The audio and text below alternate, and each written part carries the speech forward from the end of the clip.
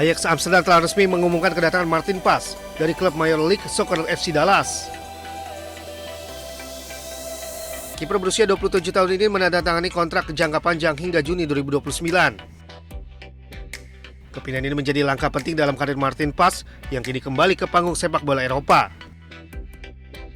Sebelum berkarir di Amerika Serikat, Paz pernah merumput di Eredivisie bersama NEC Nijmegen dan FC Utrecht. Selama memperkuat FC Dallas, Martin Paz tampil konsisten dan menjadi pilar utama di bawah Mistar.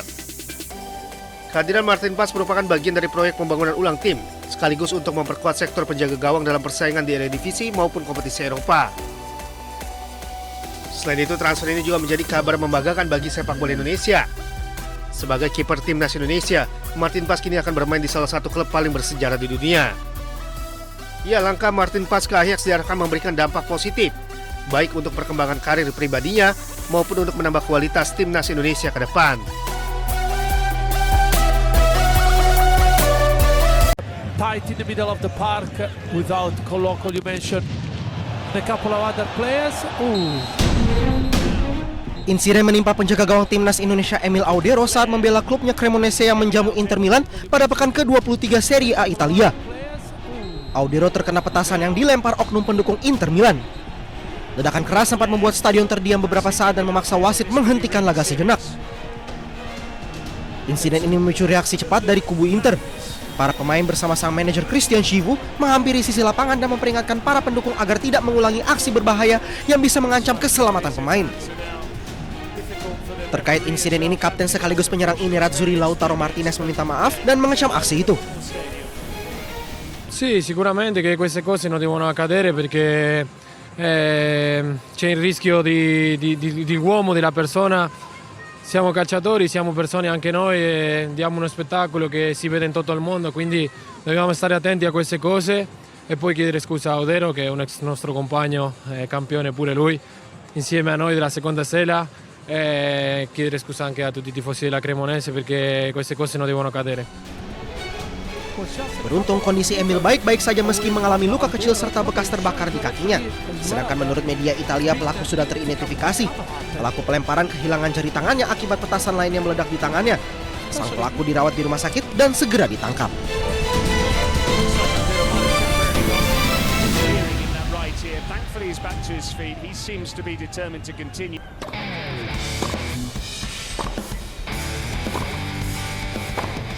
Giannis Chen tampil impresif di babak pertama Abu Dhabi Open 2026 saat menghadapi petenis nomor 1 Australia Maya Join.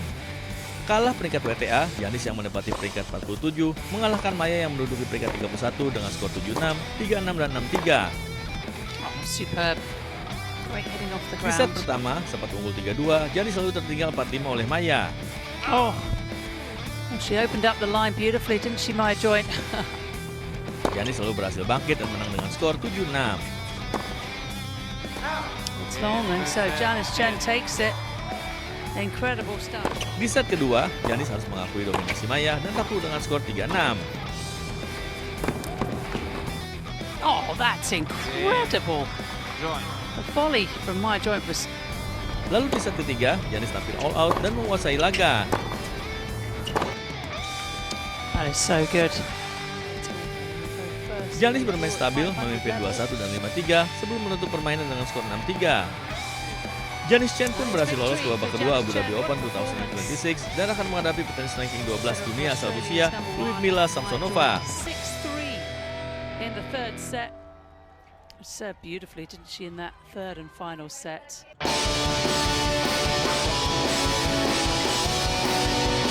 Di tengah kondisi perang dan keterbatasan di Gaza, olahraga tinju menjadi salah satu cara bertahan hidup. Ya, puluhan anak perempuan di Gaza ini mulai menekuni olahraga tinju sebagai upaya menjaga kesehatan fisik dan mental di tengah trauma konflik berkepanjangan.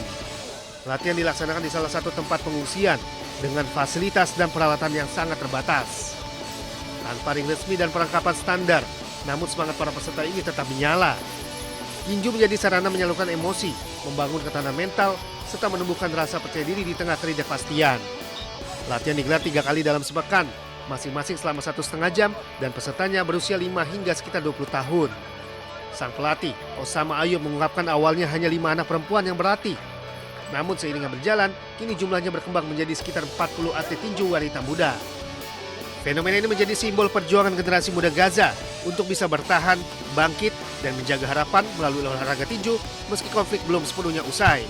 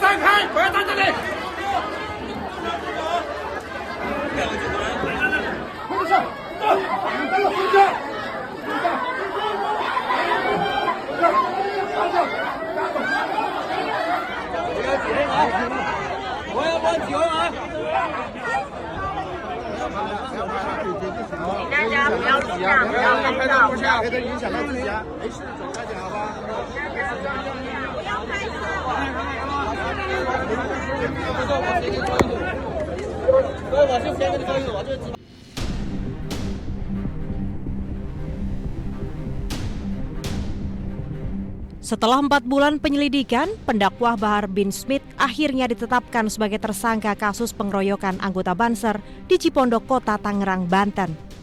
Penetapan tersangka oleh Polres Metro Tangerang Kota pada 30 Januari 2026 setelah penyidikan melakukan gelar perkara. Kasat Reskrim Polresta Tangerang Kota AKBP Awaludin Kanur menyatakan Bahar bin Smith akan diperiksa Rabu 4 Februari besok.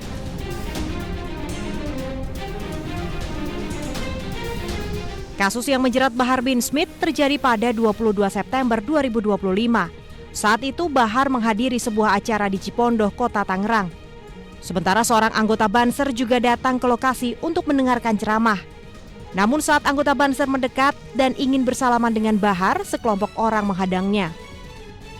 Korban dibawa ke sebuah ruangan dan mengalami penganiayaan hingga luka-luka. Istri korban melaporkan peristiwa itu ke Polresta Tangerang Kota.